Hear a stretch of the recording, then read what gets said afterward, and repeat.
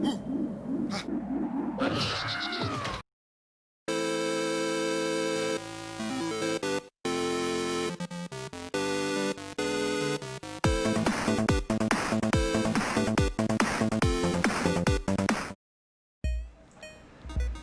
man, things have been pretty crazy lately. Can't even go outside, so I guess we're not gonna be able to go to the movies this weekend.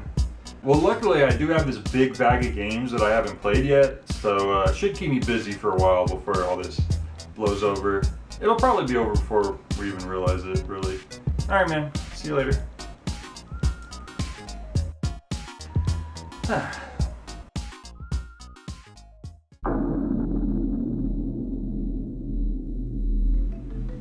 Video games.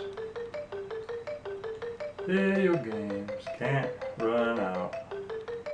Video.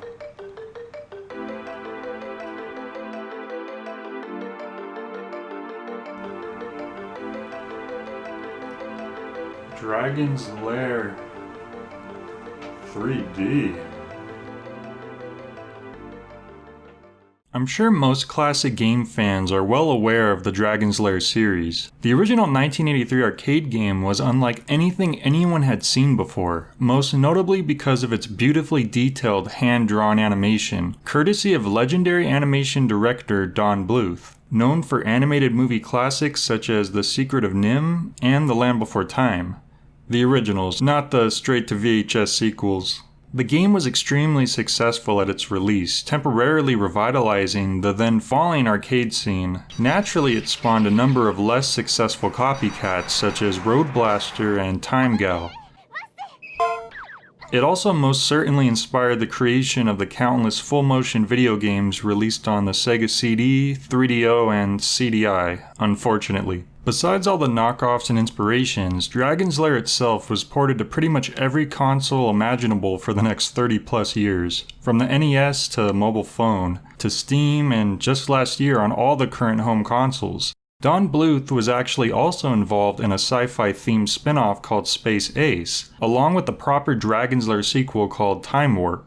These games are both fairly well known too, but what a lot of people are unaware of is that there's actually a third official Dragon's Lair that came out in 2002 called Dragon's Lair 3D: Return to the Lair. This is one of those games that you just take a look at and you wonder if it's actually real or if it's just like a fan-made box art for a fake game. But no, it's real. And Don Bluth himself was involved with the animated cutscenes, mostly the intro and outro of the game from what I know. Speaking of, let's get into the game. So sure enough, we get an intro cutscene that very much parallels the story of the original Dragon's Lair, but this time showing the actual kidnapping of Daphne by the evil dragon Singe, and Dirk the Daring chasing after, almost like a prequel setup. The intro even ends on the same lingering shot of the castle, which is the first thing you see when beginning the original. I should note that if you stay on the title screen for long enough, there's even an attract mode like you would see at the arcade. But I didn't really want to watch too far into that to avoid spoilers.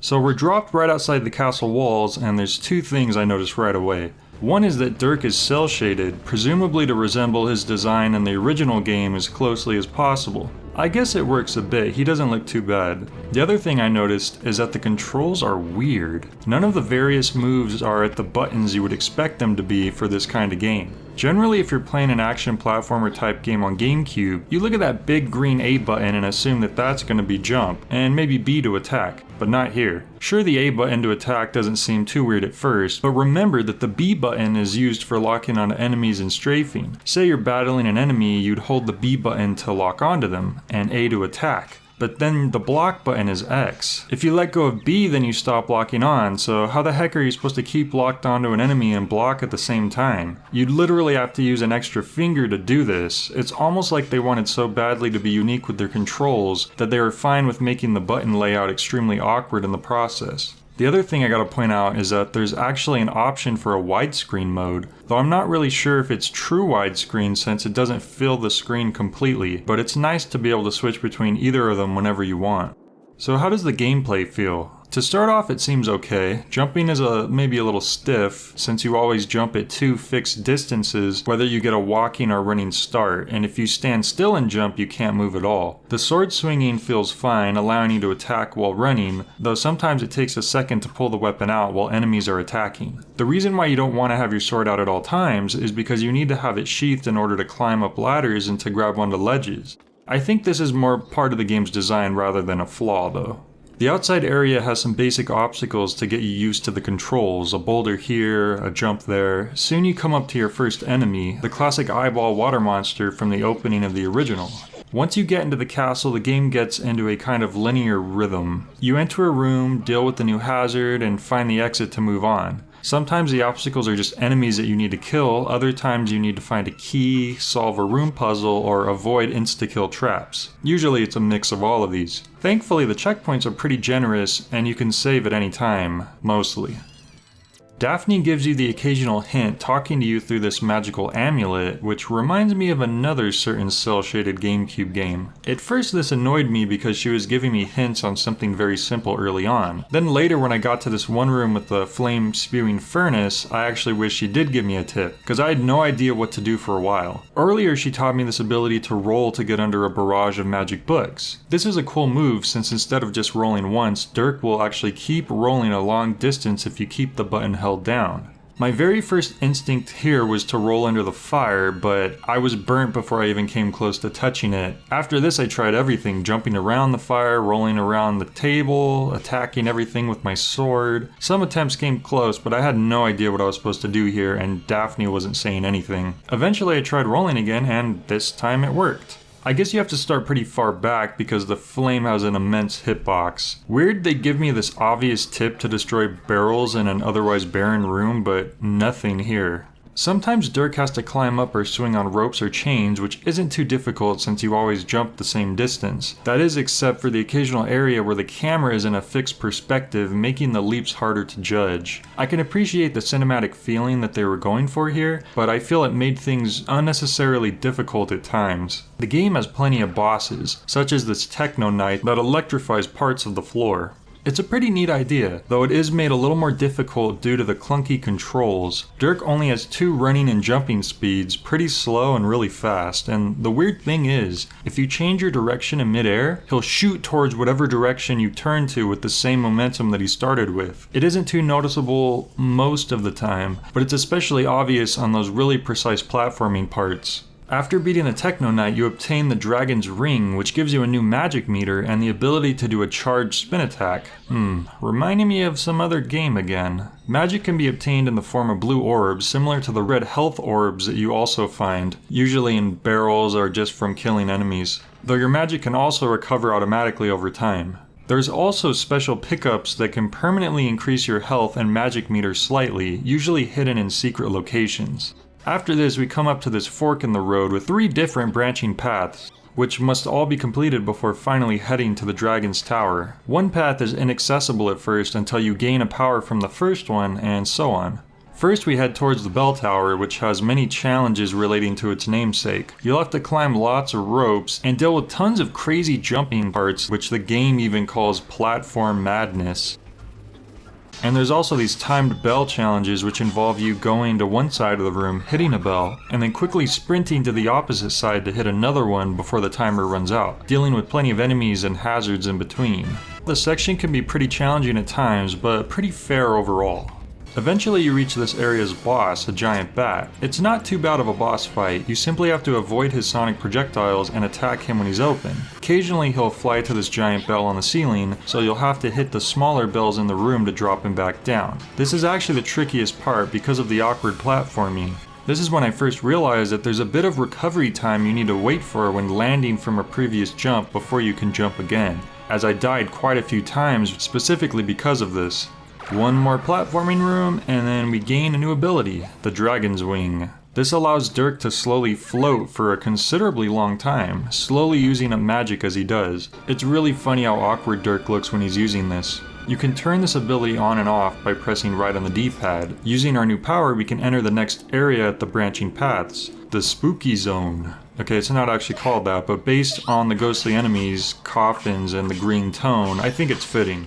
Shortly into this area you find a crossbow giving us a new ranged attack, based on ammo that we now find in the same places as the health and magic orbs. The first room I really have to point out here is the part where the room starts filling up with water as soon as you pick up the bow. It's not really obvious what you're supposed to do, and keep in mind Dirk does not generally grab onto ledges when you use the floating power, at least whenever I used it. There aren't a lot of parts in this area that stand out, but the rooms do feel like they're getting generally harder. The boss fight here is a little more disappointing because it's just 3 regular ghoul enemies that you've been fighting anyways. You just shoot them while they're flying out in the air, then they'll hide in one of the coffins. You pick the right one and slice it away till you defeat them all. Now we've obtained the Dragon Spirit, which allows you to use your magic to regenerate some health. Pretty helpful. You can cycle between the different dragon powers by pressing right on the D-pad. Now we just have one area here left to go, and man, is this where things really start getting tricky. For one, this section is literally called the Impossible Room. The concept itself is neat. It's a maze-like area where certain doors will spit you out in a random or infinitely repeating location, and some walls can be passed through. It doesn't seem too bad at first since we're soon led to this sewer area, but this is less progressing and more just a sub-area within a sub-area. We'll be returning to this hell maze soon. We're really just here to obtain the fire arrow after doing this memory platform test. Oh, but make sure to turn your dragon wing off, cause just memorizing the platforms to jump on isn't enough. You gotta do it super quick. The flame arrows deal more damage and can destroy flammable barrels. What really gave me trouble in this section was this acid pool room. Insta-kill wall swords, mini dragons, eyeball monster and acid, the floor crumbling beneath you the entire time. It's hard enough to deal with all this stuff, but that wasn't my main issue. The main problem is that I had no idea what to do after dealing with everything. I got good enough to where I was able to avoid all the traps and kill all the enemies, but after that I had no idea what to do. If you jump to the exit door, you'd get crushed. I was able to jump to it and then jump back and avoid it, but then after that there was nowhere to go. So I just looked around for a while having no idea what to do. I found out later that you're supposed to jump to the door and then roll through this tiny opening that temporarily appears before you get crushed. I don't think the game accounted for me avoiding the trap without progressing through the door, so it just didn't reset it, basically soft locking me in the room without me realizing it. The boss here was decent, a big eyeball monster that you need to stun with your arrow, then run up and hit, and then flee back to safety before his tentacles hit you. But sometimes it seems impossible to avoid damage if they decide to appear right where you're standing after you get a hit in. You're going to want to use your magic healing ability very often here. Winning here earns us the Dragon's Eye, which allows us to see through false walls. Perfect for the Impossible Room, right? Well, not exactly, because it doesn't really help at all. I searched around this place forever using the eye wherever I could, and it didn't seem to be showing us anything that I hadn't already figured out without the eye. Certain objects also glitch and become see-through while using the eye, which makes things even more confusing. The way you're supposed to progress through this maze is to follow doors to a specific location and then drop down to a random platform which you probably never realized was even a unique platform to begin with. Then you use the Dragon's Eye to reveal a secret door on the wall. I'll be honest, I had to look this up during my playthrough because I was wandering around for a while with no idea what to do. Here we have to deal with the Lizard King, another enemy you may recognize from the original game. The pot of gold steals our sword and we have to chase it down in order to retrieve it and fight the king off. Multiple times in fact, as the pot will continuously steal it back after you've recovered it during the boss fight. Nothing much to say here, this part's okay. After we beat him, we obtain the key to the dragon's lair and we're almost home free. We just need to return to the Impossible Room and then take a leap of faith to find the door. Here we get a cutscene of Daphne with the dragon.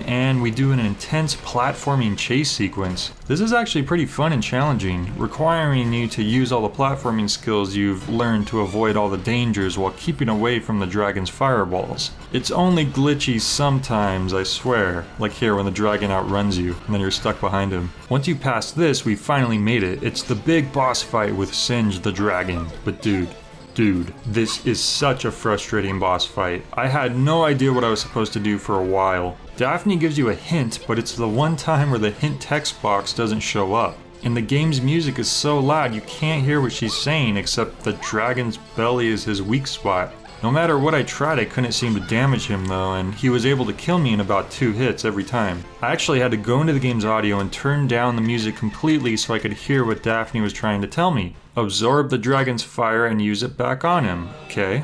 Even after this, it took me a while to figure out exactly how to redirect the fire like she kept suggesting. Instinctively, I was thinking to swing at the small fireball to knock it back. As it turned out, however, you're actually supposed to block the small fireball before sending it back at him, making him vulnerable for a belly attack.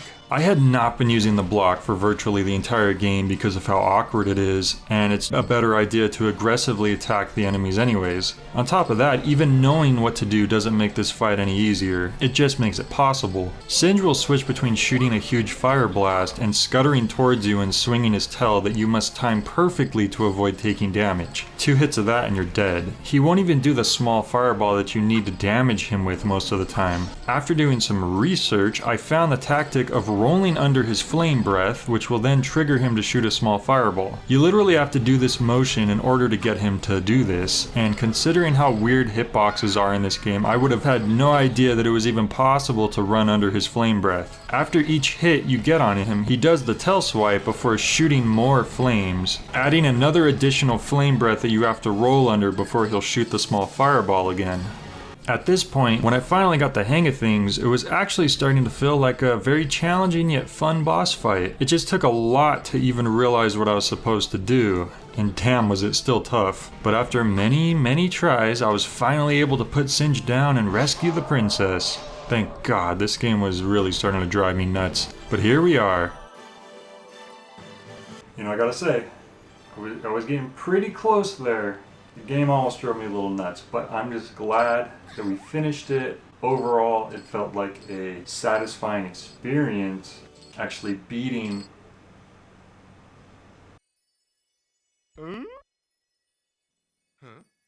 What? What?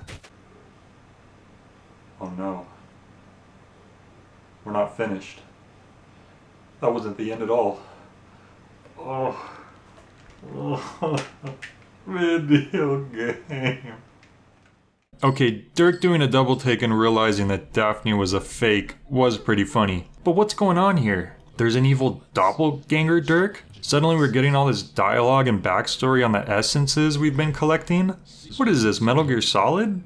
And is this game really still going? Yep, it is. And now we're in another boss fight with this evil Doppeldirk. Keep in mind you cannot save during the boss fights, so even if you wanted to take a break by this point, you couldn't unless you wanted to do the dragon fight all over again, and I will not. The evil Dirk has all the same abilities as you and will summon random normal enemies each time you do some damage to him. I'm not sure what tips to give you here, you just have to play really carefully and try to trade blows without taking too much damage. It took a number of tries, but eventually I beat him. And after this, we've collected the dragon skull, which means, yes, we are nowhere near done with the game. I really considered stopping at this point, but you know what? I'm gonna keep going, just for you guys. Using the dragon skull, we enter this fiery pit in the ground in the impossible room and continue onward. The area down here constantly drains your magic due to the heat, eventually killing you if you run out of it completely. The trick here is to be quick and grab the blue orbs to keep your magic meter filled. Don't be too hasty though, because there's plenty of insta-kill spots too. Guess the skull doesn't protect you against really hot fire. There's a number of notable rooms here, including ones that have enemies that can only be killed by fire, most effectively by setting your sword on fire with these pits, and also these iconic rolling balls from the arcade.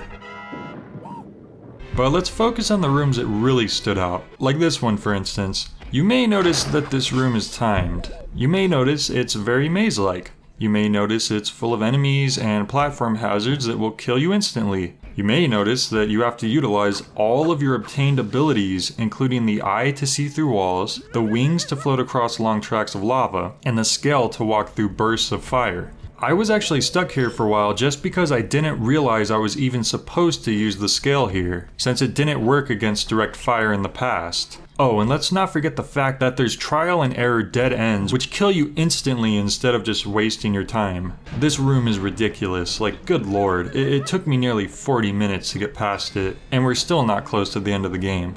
After this, we fight a statue boss that seems really tough at first until you figure out how to fight him. I see an ongoing theme here. The tricky part being the possessed weapons that are constantly flying towards you. Once you realize that you need to block the undodgeable swords and dodge the unblockable anvils, it makes it a lot easier. There's some more rooms that aren't really noteworthy, except for this part where you need to use the dragon scale to swing across these flaming ropes. It's actually pretty neat. The cinematic camera flare here both make it easier to judge the jumps and looking a lot cooler than the last one. We also obtain the final power, the Dragon's Flame, which allows you to set your sword on fire with magic at any time, letting you see through dark passages and deal extra damage. After that though, oh boy. Remember when I said the dragon was a tough boss? You know, the thing that the whole game is named after? No, that was nothing compared to this. Where do I even begin? The boss waits for you at the end of a long hallway where you must jump over swinging planks, avoid his unblockable weapon projectile, and then hit him with your fire sword. Oh, and then there's these annoying thorn tentacles that just start appearing at the ends of the room after you deal your first hit to him. Or if you don't. The bridge you're using to reach him gets harder to cross as the fight goes on, losing platforms and gaining more swinging planks in increasingly inconvenient spots. You could try floating over to be extra safe, but then it's harder to deal with his projectile, which you either need to jump over or roll under specifically to dodge. Oh, and then the bramble starts appearing in the middle of the bridge near the end of the fight too, just because screw you, I guess. Just explaining this fight isn't enough though. You really need to play with the game's clunky controls to really feel how difficult this is. You might have a good run going and then just fall into the pit because of the weird jump recovery time. Swapping between powers is tricky to do on the spot too because you have to hit right on the D-pad to cycle through 5 different abilities, and also a mode where you just have them all off. And the weird hitboxes just makes this whole thing hard to time.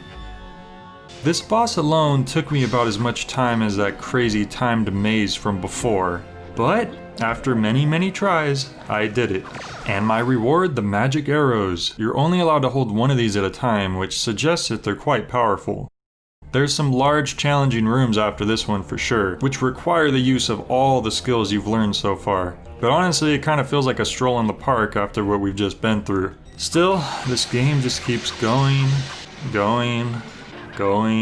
I mean, this dark sky area looks pretty cool, but what else can I say at this point? The game has drained a lot of my enthusiasm with what I've been through. Just keep pushing through and eventually you enter this big red portal and you make your way to the real final boss. The evil wizard Mordroc from Dragon's Lair 2. Yep, he's also here. Here's where the game glitched, and I couldn't hear whatever big, stereotypical villain speech he was giving to Dirk at the end. Yeah, I have no idea why, but my audio glitched here. Even during the fight itself, it keeps playing ominous cutscene-esque music instead of a big epic boss theme that's probably supposed to be playing. The sound effects are also suddenly really loud for no reason. Keep in mind this wasn't emulated, I played and recorded this off of legit hardware, so I don't know what happened here. Oh well, I don't really care at this point. I just want to destroy this dude and beat this game out of spite. The fight itself is actually not bad. Mordroc can only be damaged with the magic arrow, which means since you can only hold one at a time, you have to kill the dragon enemies he sends out to get new ones after every hit. Also, none of your dragon powers work here. I'm guessing this was explained in the dialogue that I couldn't hear. Probably something like, "You have no power here." After you get enough hits in, Mordroc transforms into a giant dragon himself, because that's totally what we needed at this point. More dragons. This form too is not so bad once you figure out what to do, and nowhere near as bad as Singe was. You simply keep an eye on him with the lock on, and if his mouth is filling with electricity, you quickly unlock and run away from his electric breath, keeping in mind not to fall off the platform. After this, lock on again, and if his mouth doesn't glow, that means he's going to shoot an electric ball, which you can block and absorb with your magic sword and then fire it back at him, opening him up for an attack with your sword. When you deal damage to him, he kind of sounds like Jim Carrey doing the most annoying sound in the world from Dumb and Dumber. I mean, it sounds just like it. Want to hear the most annoying sound in the world? Repeat this enough times, and guess what? Guess what? That's finally the end of the game. Yeah, kind of an easy end boss compared to what we faced already, but I'm completely fine with that at this point. We did it. We earned this animated ending cutscene.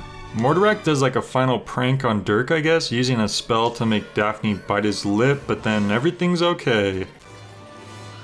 The end. And after that, we get a credit sequence of Daphne's voice actress singing a song called He's My Guy.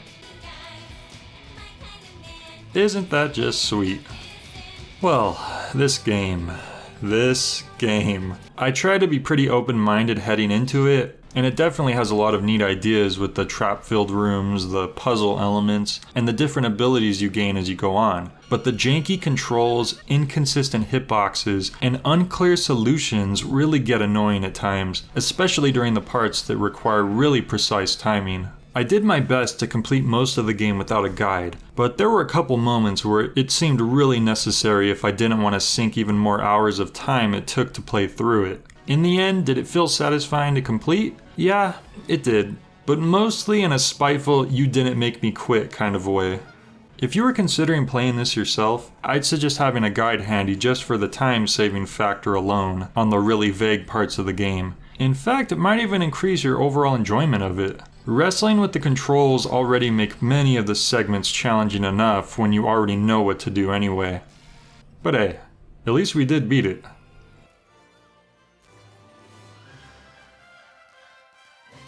Oh boy. I think I pretty much said everything I need to say. I don't ever want to play this game again. Guess I'll just go back to playing Killer 7 again. Actually sounds pretty fun. Let's play that instead.